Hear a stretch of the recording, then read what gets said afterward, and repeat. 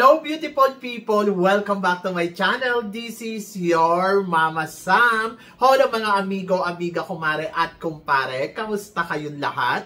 Sana lahat po kayo ay okay at safe ngayong araw na ito. At syempre, kung ako naman ang tatanungin nyo, nakikita naman ninyo ang beauty ng Mama Sam ninyo, fresh overload pa rin, di ba? Ganyan talaga kapag umiinom ka ng maraming vitamin C plus kumakain ka ng maraming banana. Dahil sa banana, mas nakakaloka ang ganda ng Mama Sam ninyo. Charot! So, kamusta naman kayong lahat? Sana lahat kayo ay okay na okay ngayong araw ng, syempre, Friday. So, happy Friday sa ating lahat ng bonggang-bongga. Syempre, happy ako dahil nandito nga tayo ngayon sa Pattaya. At, ayun nga, kanina kagagaling ko lang doon sa Miss Universe Hotel nila.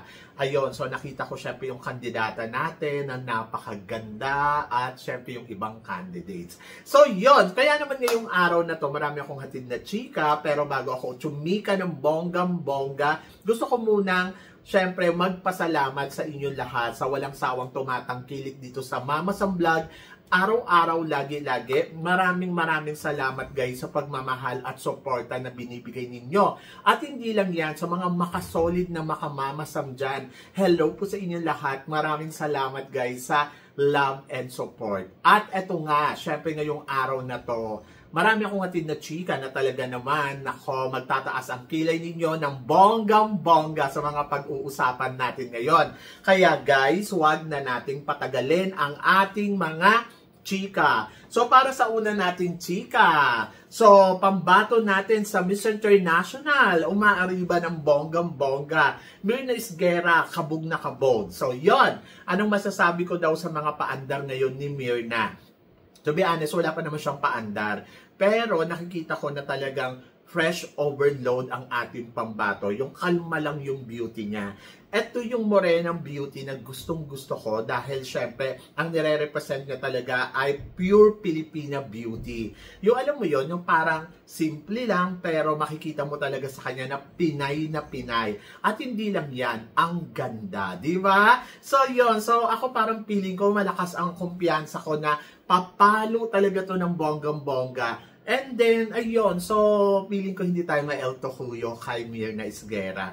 Tama yung ipinapakita niya na hindi kabog na kabog, tama lang yung kalmahan lang yung kanyang peg, at higit sa lahat, talagang beauty talaga ng Pinay ang ipine-present niya dito. So, pag nag-perform pa yan, ay nako, ligwak na yun lahat. Charot! So, yan. So, good luck kay Myrna and laban lang. And then, ito nga para sa sumunod natin, chika, pambato natin sa Miss Cosmo. Maatisa manalo kaya din siya dito sa laban ng Miss Cosmo? Parang feeling ko hindi. Dahil kilala naman natin, syempre, na si Chelsea Fernandez ay talagang palaban. At alam naman natin, at talaga naman alam natin na talagang kabugera yan ng bonggang-bongga. So, gusto ko ang mga eksena ni Chelsea Fernandez, lalo na kung paano to mag-present sa sarili niya.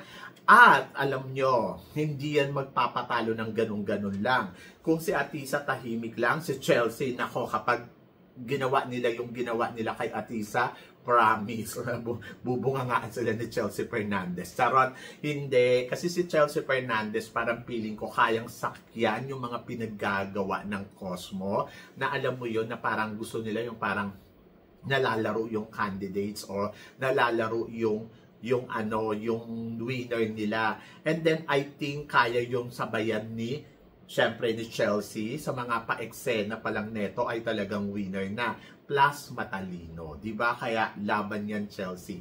Naniniwala ako na si Chelsea ay kayang makipagsabayan sa mga makakalaban niya dito sa Miss Cosmo. So, I'm so excited sa magiging laban ni Chelsea, dahil alam kong magpapaandar yan ng bonggang-bongga. So, yan! Good luck kay Miss Chelsea. At eto nga, sabing ganon, yung mga hurado nung nakaraan taon na sila, George Chian, Paula Sugar at Harnas, magiging hurado kaya rin sila uli ngayong taon na to. Kumuha naman sila ng bago. Ewan ko, wala akong naririnig kay Paula after nang mag-judge siya noong nakaraan taon.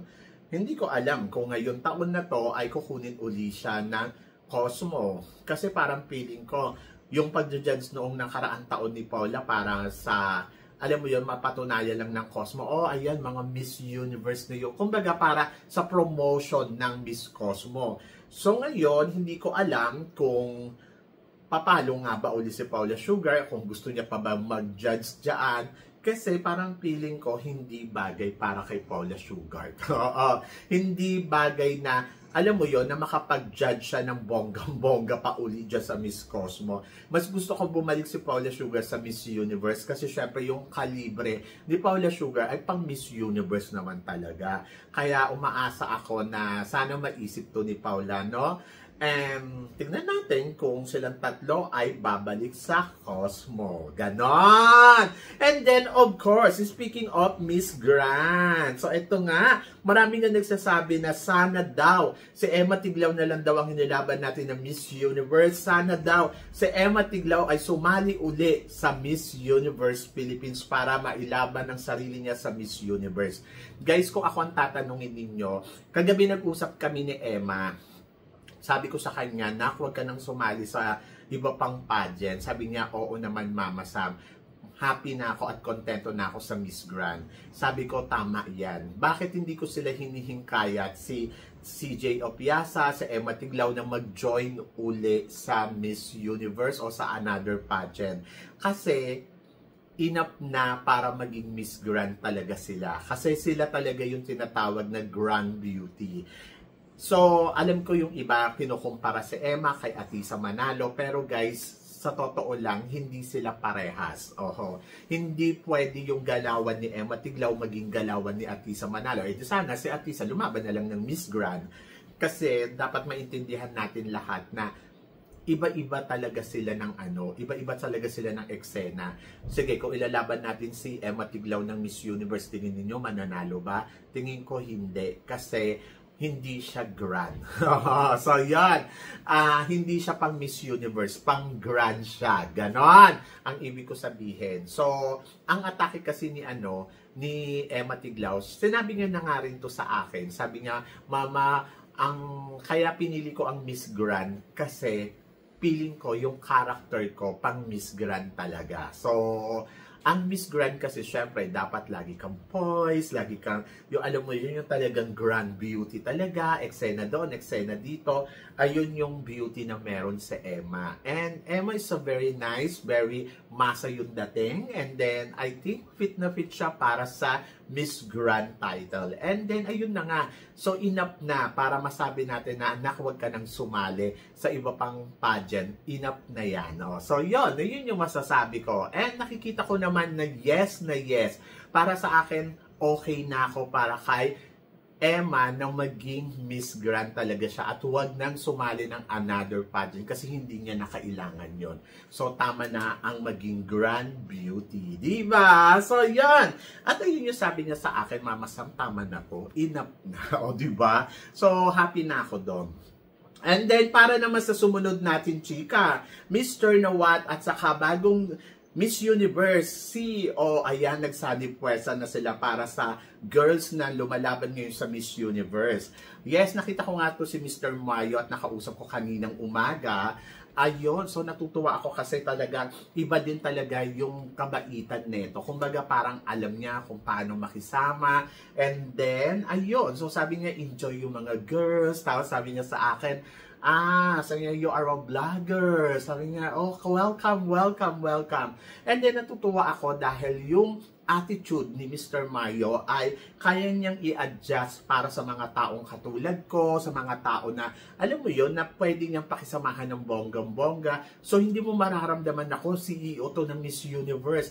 Napaka-humble. And then, for sure, madaling kausap. Kaya si Mr. Nawat, mas komportable siya makatrabaho. At natutuwa ako kasi ayun na nga kagabi si Mr. Nawat nagsalita na about sa Miss Universe. So parang feeling ko happy na siya and then may peace of mind na siya. And then ayun, hindi na sila stricto sa mga vloggers, sa mga media. Welcome. So yun, kasi lahat, everybody's happy na. And feeling ko magiging maganda ang resulta ng Miss Universe. Kaya, sana kung kaya nyong manood ng Miss Universe ay manood kayo, supportahan natin, at higit sa lahat, syempre, bumisita tayo ng bonggang-bongga sa Thailand. Ganon, para supportahan ang ating pambato na si Miss Maria Atisa Manalo Panalo. So, yan.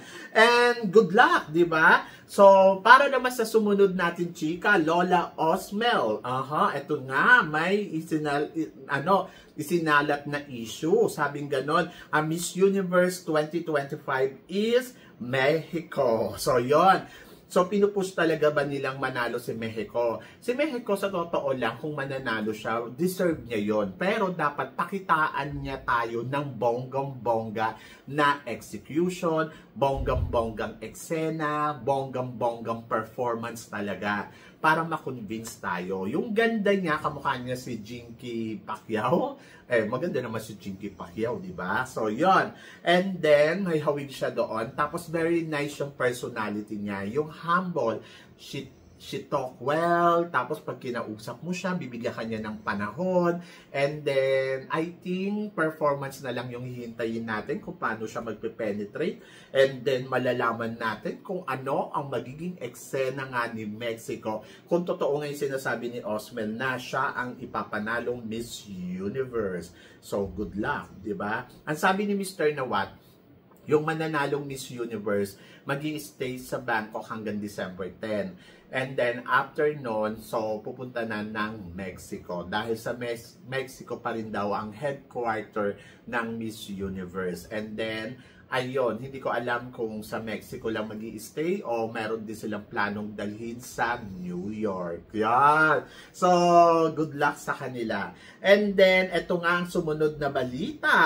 Ang ating Miss Universe na si Victoria ay nagdiwang ng kanyang kaarawan nung isang araw. So, kailangan talaga nakabrat lang para mag-blow ng cake. Di ba? So, ako tingin ko talaga dito kay Victoria noon pa, sexy star. Ganon. Napaka-sexy niya kasing tignan. Seductive yung kanyang face. And then, ayun nga sa mga nagsasabi na hindi inimbitahan si Victoria doon sa Phuket. And then, hindi ginagawa yung trabaho. Hindi nila kumbaga parang hindi nila tinutulungan si Mr. Nawat, ganon-ganon. Paano naman kasi? Kaya naman pala hindi na to pumunta ng Phuket kasi inutusan siya ng organization na magtrabaho naman para i-promote ang Thailand. Ayun naman pala yung ginagawa ni Victoria. So, naglabas sila ng video na ayun nga. So, pumunta si Victoria sa iba't ibang places dito sa Thailand and then para gumawa ng tourism video. And ayun, so natapos niya na yung tourism video. So, hindi ko alam kung ano yung next and na pinapagawa sa kanya, kung pupunta ba siya dito sa Pattaya or mag-i-stay siya doon. So, yon. So, si Victoria naman, ginagawa niya yung trabaho niya as a Miss Universe. Pero kasi may iba siyang assignment. Kayo talaga masyado kayo seryoso kayo. Hindi naman pala totoo na hindi siya pinapunta kasi nga meron siyang ginagawa para i-promote naman ang Miss Universe at i-promote nga ang Thailand para sa tourism. So, yun ang bongga kay Victoria. And then, ayun nga, happy birthday Victoria dahil she's 18 years old. Charot! So, yun. So, sexy star na siya after ng Miss Universe. So, laban Victoria! So, yun. Ang saya-saya kasi mukhang magaling talaga ang naging kapalaran ni Victoria dito sa Miss Universe. So, I'm so excited kung ano pa yung makikita natin kay Victoria ngayong susunod pang mga eksena niya. Then, at para naman sa sumunod natin, chika, Hello Universe na si Kun An. Tuluyan na nga bang wala na sa Universe dahil ang kanyang Instagram ay nakalagay na lang doon ay Mom of Two. Di ba? So, wala na siyang power. So, ako para sa akin, nakakalungkot na ganito ang nangyari kay Kun An. Siyempre, ang gusto naman natin kay Kun An ay sana magtuloy-tuloy na maka-eksena dito sa Miss Universe. Pero kasi dahil nga sa problemang hinaharap niya, medyo ayun, tuluyan na nga siyang mawawala muna, panandalian sa eksena.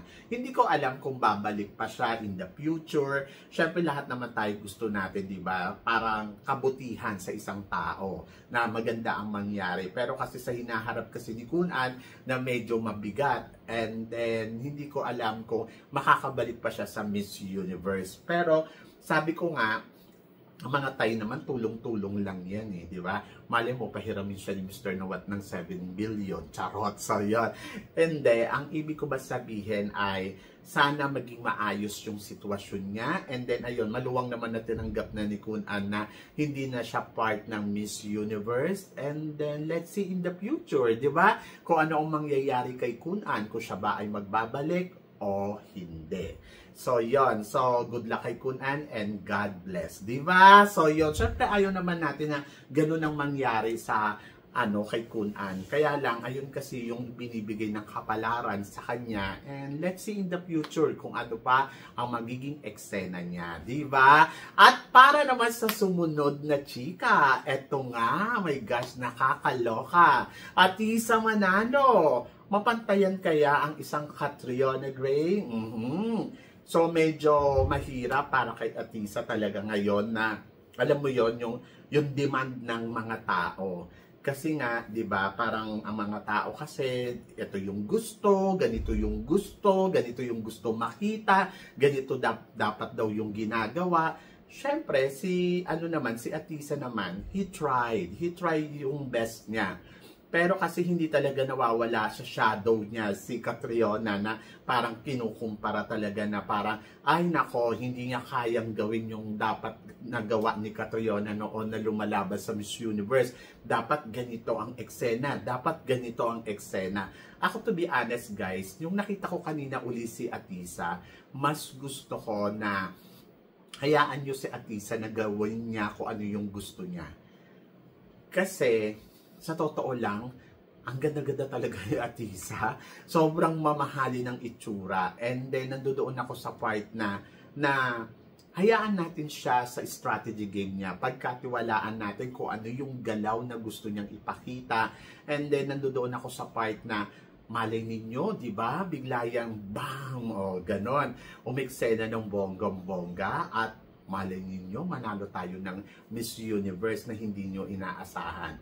Ako, to be honest, maka top 5 lang si Atisa, masayang-masaya na ako. Hindi ako naghahangad na sana manalo si Atisa. Kung mangyayari yon, sobrang ansaya na, di ba? Pero alam ko naman yung kapasidad ni Atisa, and then nandoon ako sa part na ayoko mag-expect sa kanya ng more. Siguro nandoon lang ako sa maka top 5 lang. Kasi alam nyo guys, sa totoo lang, kailan ba? 2022 or 2021 pa hindi tayo nakakabalik sa top 5 ng Miss Universe after nga na mag top 5 si Beatrice Luigi Gomez. Parang feeling ko ito na uli yung time natin na maibalik talaga yung posisyon natin dito sa top 5 ng Miss Universe. And I hope na sana talaga si Atisa ay mailagay nila sa top 5. So parang feeling ko naman kakayanin to ni Atisa. Basta samahan lang din natin ng dasal, samahan natin ng matinding suporta, and then laban lang, di ba? Magtiwala kay Atisa. Huwag natin i-pressure masyado yung ating pambato. Siguro mas maganda yung take it easy na lang muna tayo. Yung kumbaga, relax lang. So hayaan natin na masupresa na lang tayo ng bonggang-bongga sa mga gagawin ng ating Miss Universe Philippines. And then, ayun, umaasa ako na sana ay malayo ang marating ni Atisa sa competition na to. Tiwala lang at laban. So, yon. So, kayo guys, ano guys ang masasabi ninyo syempre dito sa mga pinag-uusapan natin ngayon? So, please comment below para at least malaman ko naman kung ano naman ang chika mo sa mga tinatalakay natin. So, yun guys, maraming salamat sa inyong lahat sa suporta at pagmamahal na binibigay ninyo syempre dito sa channel ko. At sa mga hindi pa po nakaka-subscribe, please don't forget to click like and subscribe my channel at i-click nyo na rin ang notification bell to more updated. Syempre, sa aking mga chika, sabi ng ganon, always keep smiling and laban lang. So guys, hanggang dito na lang. Hanggang sa muli nating chikahan. See you tomorrow. Thank you guys!